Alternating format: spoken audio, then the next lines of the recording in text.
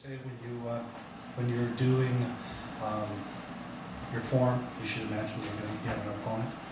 Yeah. When you're actually fighting, you should have no opponent. No opponent. Oh, that's neat.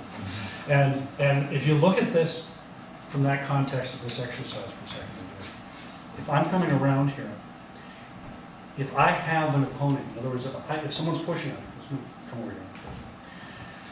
If Michael's like trying to hold me off and I focus on his strength, I'm immediately out of my zone and I'm walking this battle, this local battle. And I've got to just relax myself and go inside. And I have to stay there even if he changes.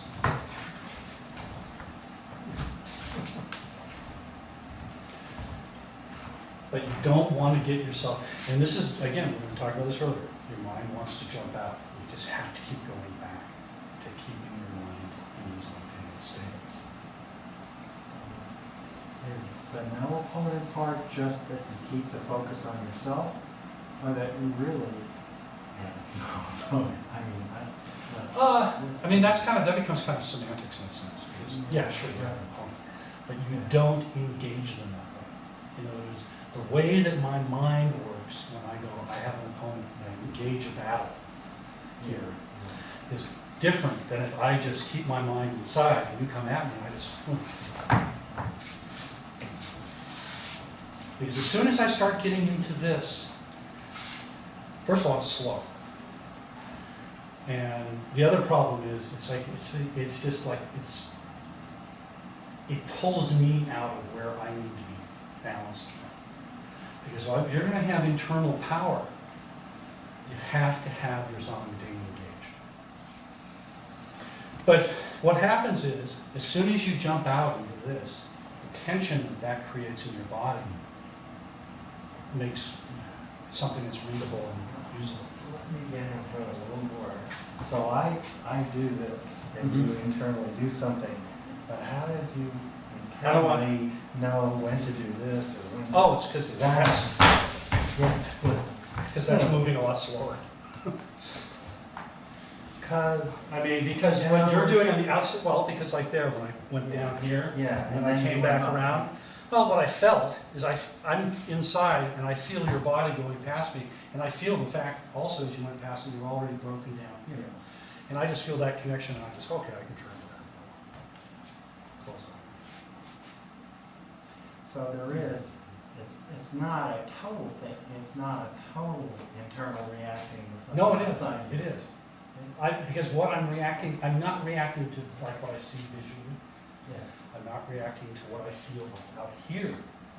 I'm reacting to how I feel it inside here. Okay. So Yeah, it really is.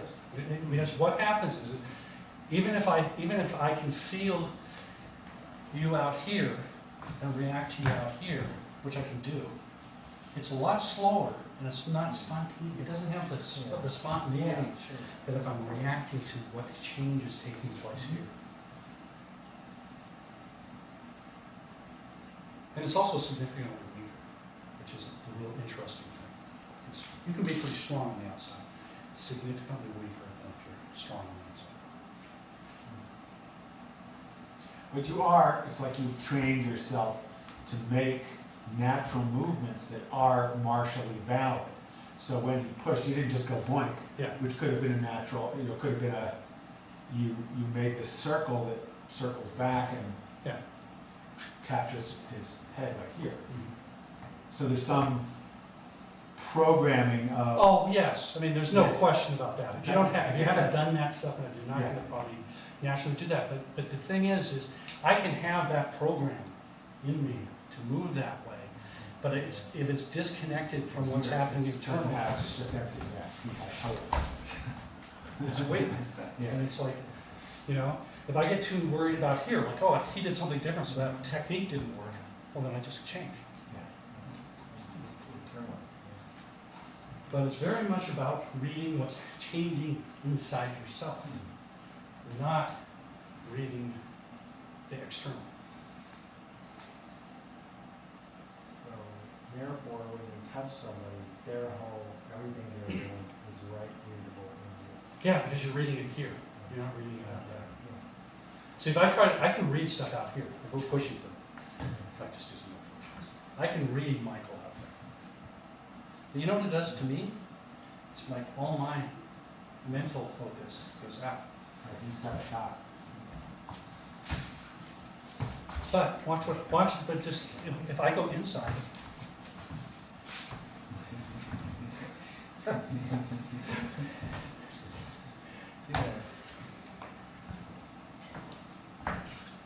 it's just very hard to train yourself to not jump out. Because you always want to go up. So all this, the cloud hands, the form, everything is really just training in the reliability of that center so that whatever comes your way, if you train to maintain that. And it gives you all those All those patterns that you patterns get that- built into your physiological response. So when you do respond, you make a good martial response rather than just kind of a random motion. Very cool. Okay. So we had worked on the incorporating the bouncing and the moving of the waist vertically. And still keeping it. Now what I want you to do is to work, make sure you really get the figure eight in the hips and do that without disturbing your zone of pain. This one's tricky because you tend to create kind of a wobble in your zone doing as you do the figure eight with the hips. What I can tell you that'll help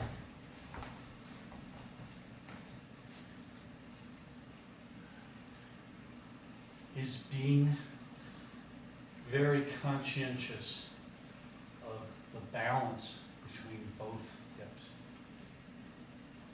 Because that will help you, that'll keep it stable around your center. You'll tend to, if you focus like on the hip here, right there, I broke my zone. And I don't know if you can see it, but so I go here, right there.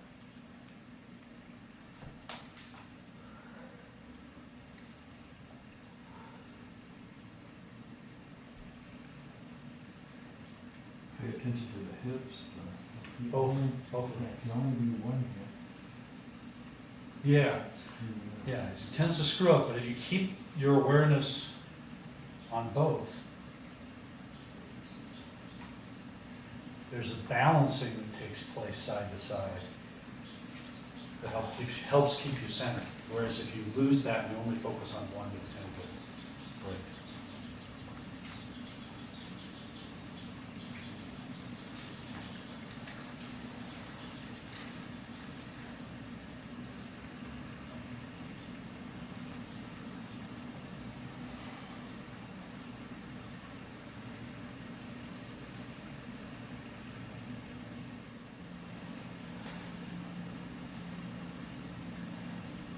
You're still driving forward, you're just the double G here, Yeah.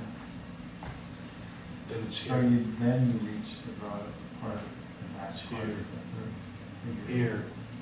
Then, yeah, okay.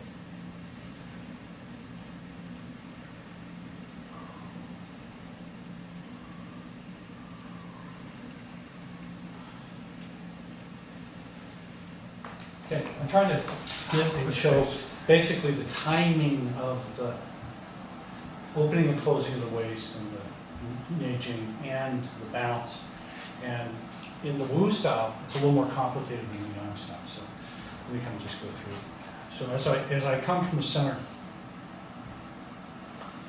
and I'm closing onto the right leg, doing the Liu and the Ji. I go into this leg, I bounce, and as I bounce out, I still am turning to the right, and I go into the double G.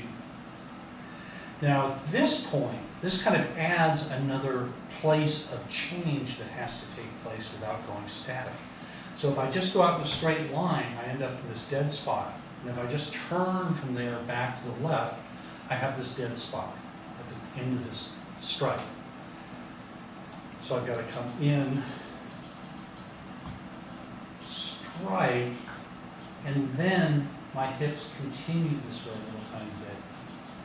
which is the little part of the figure eight. So you don't need to bounce again, just by turning a little more. But just by turning a little more, you're kind of coming back out, and you don't end up with that dead spot. Okay. Now, if you look what happened when Michael opened the strike, he did this. And this is where his timing's a little bit off. Because he's coming across here, and as he pushes out the G, in order for him to keep moving his hips are actually pushing away from the strike. This is no good. Push away from the strike, power goes backwards. Power goes forwards. So your timing's off a little. You have to do the bounce so that as you're still turning right and opening into the double G, you're still actually driving forward.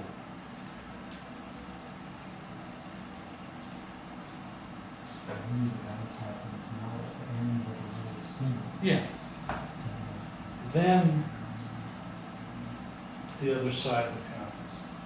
So what happens is, in a sense, the absolute point of where you change from turning this way to turning back in the Wu style happens at the end of the G.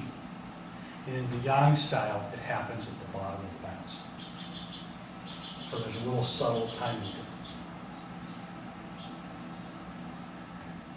So here, in the Yang style, the point where I change from turning this way and kind of reach the apex of the figure eight, come back, is the bottom of the bounce.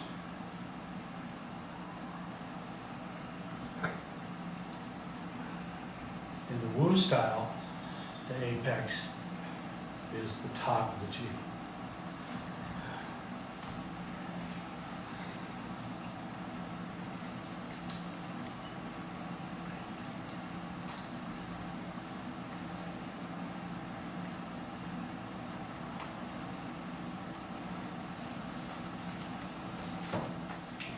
For our application, would that bounce be the point of contact on the G? If you were striking or using the G to strike? You mean in the Wu style? No, no. The Yang would be the point of contact. No, because the Liu and G are driving here. It would really be the completion of the G, of the power in the G is the bottom of the bounce.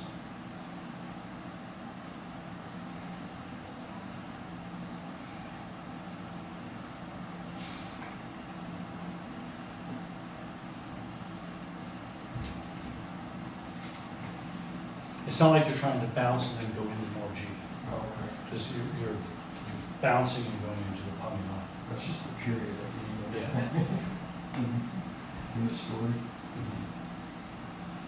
So it's a little different because the Wu style, it is the G here, it comes out of the bounce.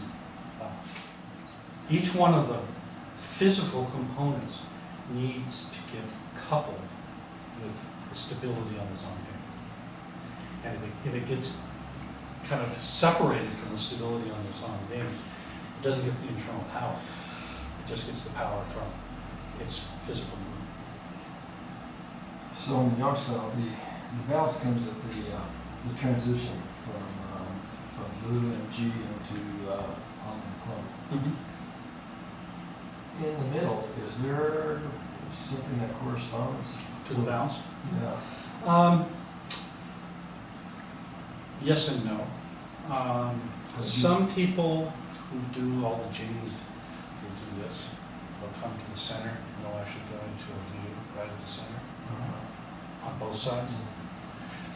It's not really necessary. It helps maybe stabilize you a little bit right at the center. Well, that side bounce. And this is, as an interesting side to that, if you watch Chen Wenqing, especially when he was older, doing cloud hands, he would come and he would almost come to a stop.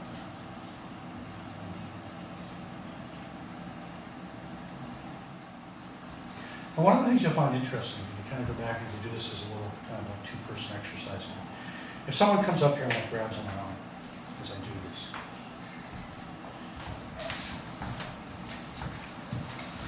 if I come through here and I'm trying to do this without fighting, and right here, if I want to change now from liu to on,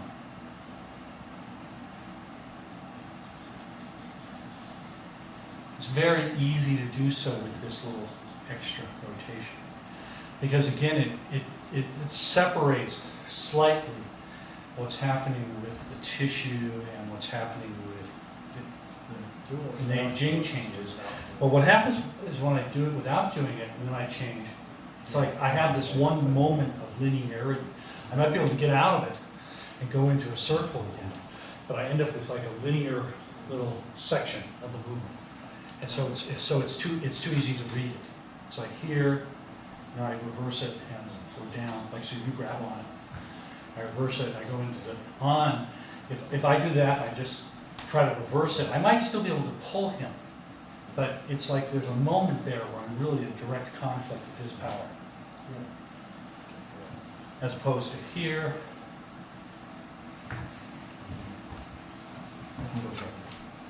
Because I don't have that dead spot.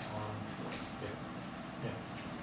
So try that a little bit. So I think you'll find it interesting to see how if you don't have that little turn, there's a break, and if you have it, it's very smooth. It's part of having this sense of never quite going to the end of the movement before another movement comes out of it. So you really take anything to 100%, it becomes static. You have to restart the engine. Tai Chi, in your form, the whole point of the form, one of the big points of the form, is to develop something that doesn't ever stop at its flow.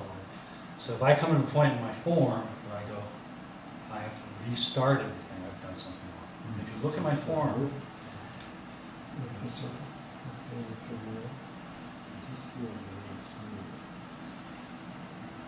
It's sort of the same thing when you do that little turn onto the leg, just take the step and Yeah. it's the same figure eight completion in the head, isn't it? yeah, yeah, so it's like here.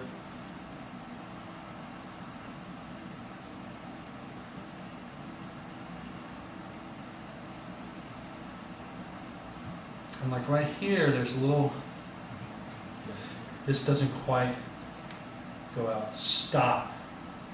It comes out, and then I'm actually sinking internally just before the power fully manifests here, which is already creating that. So I never end up with a stall. So you do actually do the same thing in the long form. It's a good place to see it. Which I can feel Single right is probably the where you best. make the change, I feel it's there. I don't go here to a stop. Where before I could feel it the whole way through the Here. it's To a stop.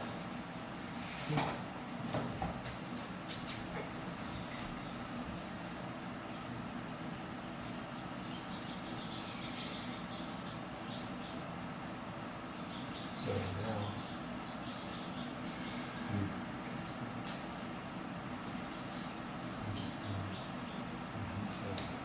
So it's like just right at the edge of it, it starts pulling back. Chris was asking him, when you come in and you go and you do the bounce and beyond, and I continue the turn this way slightly, if I start opening, yes. At the bottom of the bounce, I go from closing and I begin opening. So as I come here and I complete the bounce, I'm going into the opening here.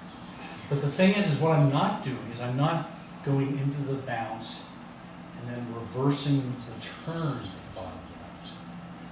So you see what happens is then the turn reversal and the bounce are slightly separated. And so you always have a component. So you can't get jammed on So the you bounce. can't get jammed on the bounce because when you come back out of the bounce, you're still turning. So that gives you So how, exactly when you do the turn reversal and the bounce? Okay. Okay, I'm turning to the right. I go into the bounce. Boom, bottom of the bounce. Bottom of the bounce now, I change the jings to pumping on it. And I go from closing my waist to opening my waist. But my turn continues to the right a little tiny bit, which also helps move my weight into the left. Then it turns back to the left. What did you say earlier on about this arm? It comes this way, but then when you start to move in, there's a spiral kind of. Yeah. Yeah. So that would all fit in. This is the Yes. same Yeah. Let's talk about that you need to be able to do the motion with the hips, the bouncing, everything else, and the opening, closing of the waist, and the changes of the jinks. You have to be able to do that all within a stable song ding. Because once the song ding goes, and if you're doing any one of these other things, if you don't do it quite right, you'll break your song ding. And this is why it's such a, in a way, a fabulous reference to what you're doing to your whole system. Because it's virtually impossible to really track your whole system. It's just too much stuff. So what you have to learn how to do, what learning how to work on your zong ding really does, it gives you a place that has reference to all of the parts of the system. And so if you can keep your focus in your zong ding and develop the awareness there, and develop the awareness of what's going on out here, how it affects what's going on here, you're on the road to being able to keep this real stable and know still what's going on out there. But if you don't really pay a lot of attention to the little things that you're doing in your own body that affect it, you get too many cross signals. And so you end up it's just confusion, and it just becomes broken and gone. Because in order to have a clear signal of the zong ding, and then have like a clear signal of like, okay, if I'm going here and I'm making this change, and I blow it, and it throws my zong ding off. Well, if I come back until I can get it so I don't lose my zong ding, then I have this whole new range of things I'm doing in my body that I have a reference in my system to where the stability is. And once I break the stability, I won't have that. So you got it's like you're starting out with just this real basic core stability and slowly building all these little things on it that give you more and more references to what type of motion you're doing on the outside. Well, the form, this is really what the form is. So if you're doing your form and you're coming here at the beginning, I lose my zong ding right here, it's already over. I mean, it's like I've already lost that reference.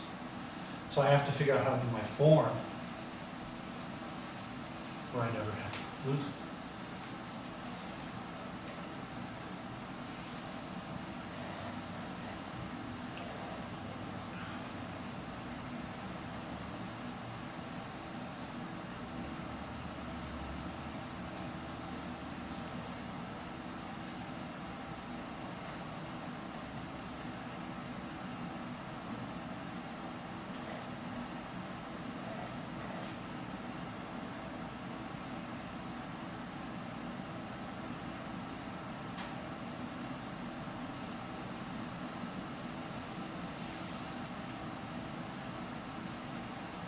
That's why this becomes important. So now what you're looking at cloud hands as a nice symmetrical thing to start working on these as a way to eventually go through the form.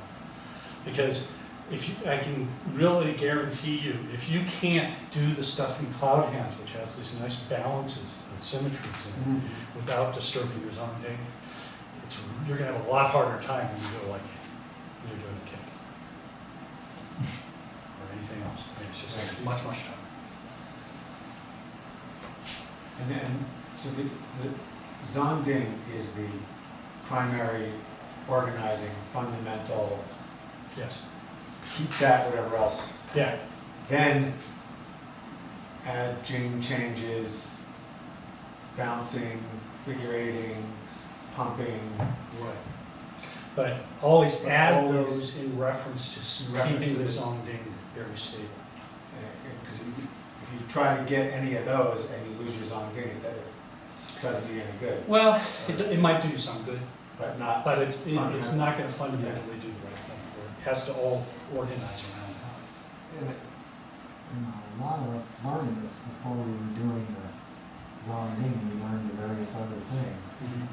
I had Let's start out- trying to learn the zonging at the same time when I was writing that, I couldn't. No, this is not a beginner's workshop by any stretch of the imagination.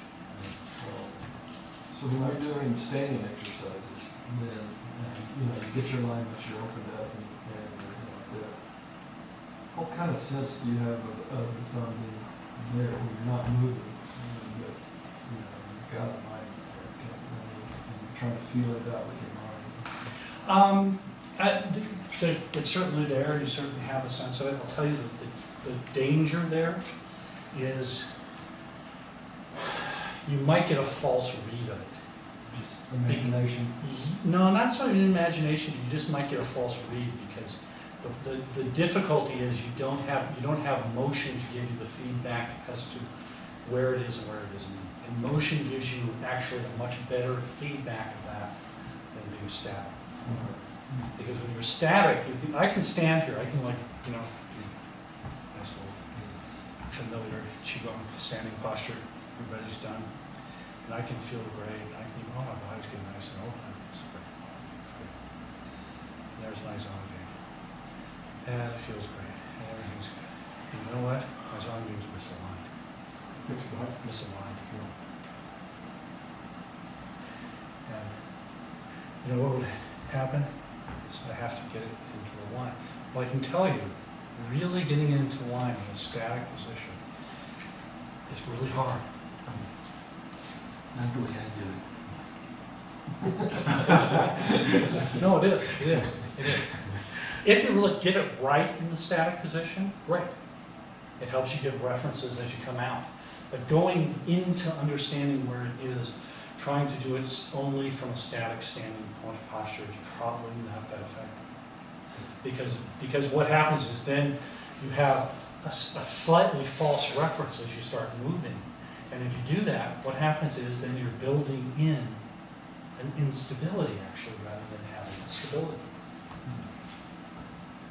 So I would really advocate,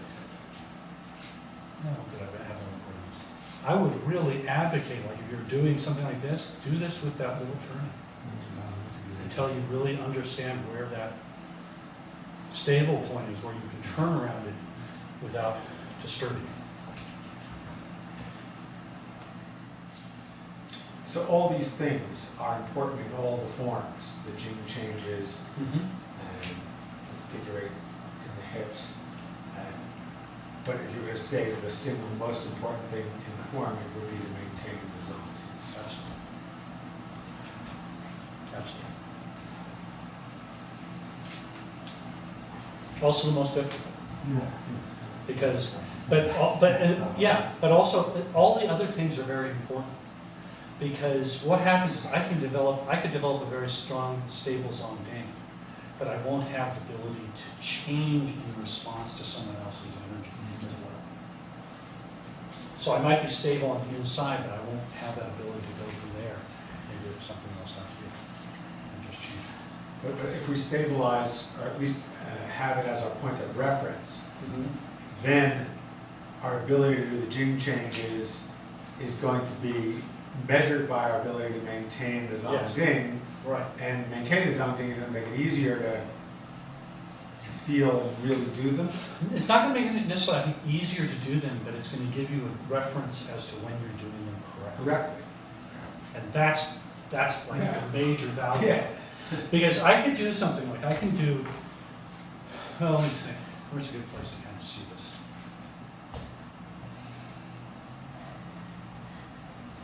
Yeah, let me do like, if I'm doing like single whip, like,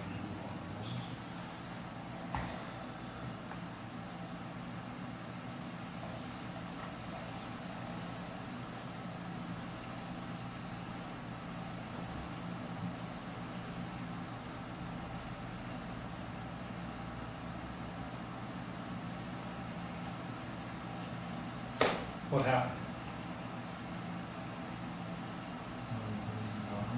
Why? Just as a guess. Yeah, I overbalanced, I imbalanced the closing into my left quad. in respect to everything else in the system. And what it did is it threw me out of my zone again. So, yeah, I know how to close my quad. I can do it really deep. But if I don't do it in a way that the whole system maintains its balance around the zone game, its efficacy is diminished. Could you please just show us so we want to remember?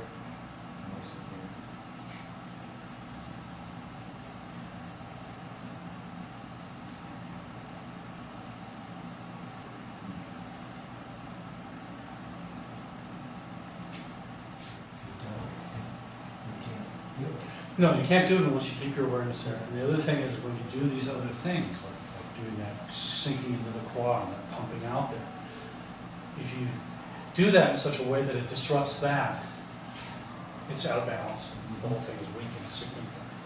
So it's like this wonderful measuring stick that you can reference back to when you're doing all these other things. And in fact, you have to do that to develop the connection between the power of it and what you're doing out here. What I want to have you do, I want you to look at each other, because all of you, some of you much less so than the others, but all of you are breaking.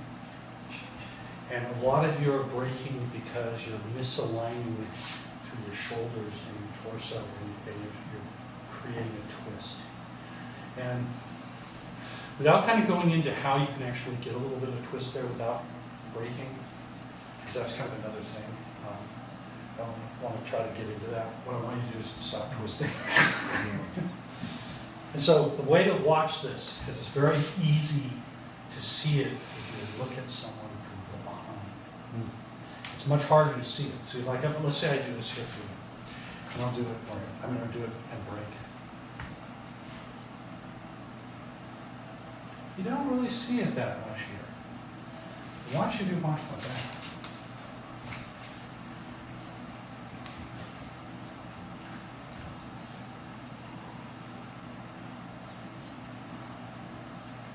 See how there's this rotation? No, I'm really exaggerating. But that's what's happening with almost all of you. And when you do it, you're breaking your zone thing. You might still have your kind of sense of your awareness in there, but if you really are listening to what's happening with it, if you go too far there, it cuts off. The energy cuts off. So I want you to look at this for a second. And I want you to have to go ahead and face the camera. And just kind of do what you were first doing. You were doing the really, and just do the movement. Okay? Okay, and you see what he's doing here is basically he's pulling locally. He's still turning, but he's trying to make the change in the jing happen from a localized pull. What he has to do is two things to do the jing change right. First of all, he needs to relax the points in his shoulders, and so the shoulders lengthen out from the spine. Now this isn't going to help him do the jing change, except it's going to free up the points down deeper in the shoulder, which are the points that really need to move to do the jing change. What this will do is then as he does the turn part of the view, he doesn't lose, this structure part doesn't disappear, and that helps him get rotational strength of it. But the other part of it is, what he has to do is he has to close, and everything has to really like sink down his left channel here, as he does. So then here, it's got more. Let's see again here. This needs to be just. That needs to really go soft. So if you feel me when I do it, if I go here and I have the connection around my body, it's not that I'm going to do this. It's not, as I go into the view, I'm not going to go try to pull that in. What I'm going to do is I have to really soften and relax it, let it sink. See how it closes through the sinking and the softening. And that's what allows me to absorb and draw in someone's power, not pull in. it's like It's a big absorption going down the side. Yeah, absorption. Looks like the And shoulder it's actually connecting rolls. from. Here down the side channel. Just show me that if you just stick it in your mouth. Okay, this is not actually the deepest point where it does it. There's a point there, there's a point there, that's important. There's a point there. And then there's a point, if you don't mind, Go ahead. in there. Huh. And that's the one Ah. that really has to go. Ah. And when that one goes and all the other ones go, then it goes, everything just goes right down. That's the point that's actually on the channel, which is like deep inside your And how do we learn to release these ourselves? I mean, practice. yeah, just thinking about it. Yeah, paying attention to it. Really deep. It's a cavity. And you can really feel it, and it's really on the channel, and it's really the place that all pumps from. And those must be like major acupuncture points as well. They're deep, they might be deep By pressing. body acupuncture points, but they're not the typical meridian acupuncture points, because So that's meridian that's on the actually, loose acupuncture is really just on the So surface. it's like, But when that releases, your ability to actually really do the pumping of the joints, whether you're doing Pungi or not, that's where it's really happening from. So it's much, much deeper than most people think. Most people go, oh, relax chest, around the shoulders, they're so tight in here. Yeah. And then nothing's loosened up inside here. But it has to be really deep down inside your body. Take a look at it.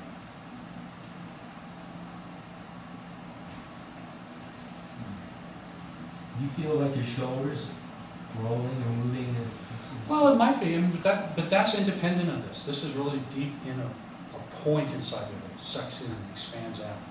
And actually, I really think it actually fills with fluid in this place. That's actually same thing that happens in the quad, very deep inside. People misunderstand, they think the quad is just this place you fold your body from and stuff like that, but actually it's going really, really deep in there. That's beginning with one of these places where it pumps. we did have us find a clock coordinated workshop where we actually found Mhm. where Yeah. it was. Yeah, it's really a lot further in your body than most people think. It's not a ball joint. No, it's not the here. ball joint. It's not exactly here. Yeah, it's a little bit higher. Yeah, it's kind of. But if you feel this, I mean, if you put power on it somewhere, yeah. And I just, here I brace it kind of. It's one thing, but if Yeah. That's really interesting. That's what you were doing to me, yeah, the whole body. Yeah. It's right in the same spot. so it's like, That's SpongeBob death alert. and you see how that's, I mean, when you think of the martial side of that, that's why it's so hard to deal with, because you want the power there. That was really like pushing on a sponge. I mean, I really felt like I was just getting, yeah. Yeah. And if I don't do this point, if I don't articulate that, and I try to just do this, see, I can kind of sink down and go under your embrace, you know, but that's not really doing you. That's not nearly as scary. No, That's, Rotating on your zongging, but not doing the. Oh, well, yeah, I mean, he could push on me, and I could like turn myself. You could turn, Yeah, I could turn. but that's not the same. That's not the same thing. No, it's like here.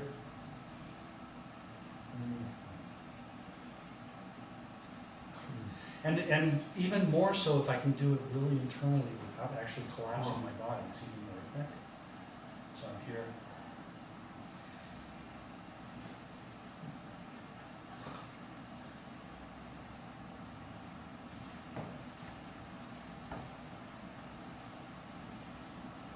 See, because then when he goes to really, he tries to push hard, it's like he just kind of doesn't quite find the center. Even though if I get in a bad position, it doesn't quite get there. It's like, because I can just keep yeah. going in.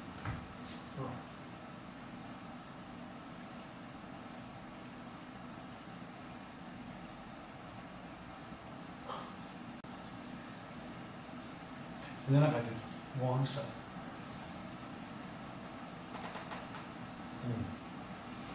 And it's really hard, because Yeah. the center starts going. I mean, first it's just mushy, and then it's Dancing around. mushy and repelling at the same time. That's what I just referred with Wong, where it was like he was walking around the football field, and you were throwing the football randomly onto the football field, hoping you hit it.